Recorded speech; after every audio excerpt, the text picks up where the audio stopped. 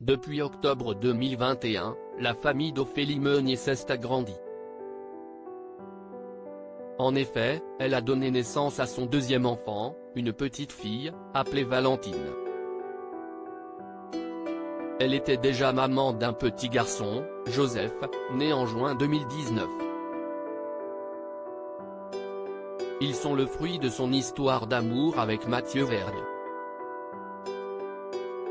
Avec l'ancien directeur des programmes de flux à TF1, ils se sont mariés civilement, le 10 février 2018, à la mairie du 17e arrondissement de Paris. Aujourd'hui, ils sont 4 à la maison. Dans les colonnes de Télé 7 jours, lundi 5 décembre 2022, alors qu'elle a été élue femme de l'année Télé 7 jours, elle a fait des confidences sur sa nouvelle vie à 4. Le côté fratrie est fabuleux, je m'en délecte. Mon grand est capable de prodiguer des câlins les plus doux à sa petite sœur, puis de lui faire une prise de karaté parce qu'elle lui a cassé son train. Évidemment, si est du boulot, parce qu'ils ne sont pas encore autonomes. Il y a plein de moments où mon mari et moi aimerions avoir 4 bras chacun.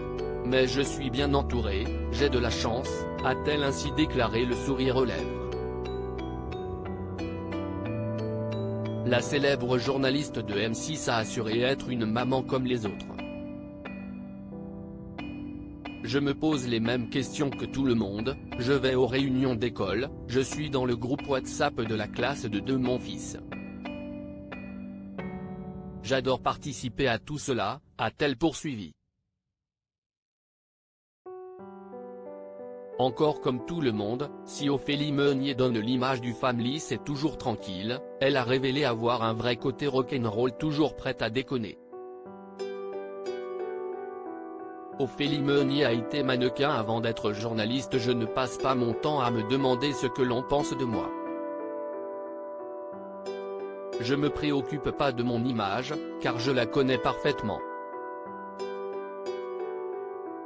Avant d'être journaliste, j'ai été mannequin, c'est une expérience formidable, qui m'a permis d'apprendre à me connaître. Je me sens très en accord avec celle que je suis aujourd'hui. Aujourd'hui, la jeune mère de famille est aux commandes du magazine d'information Zone Interdite sur M6. D'ailleurs, au début de l'année 2022, elle avait été placée sous protection policière après la diffusion d'un reportage sur la montée de l'islam radical en France.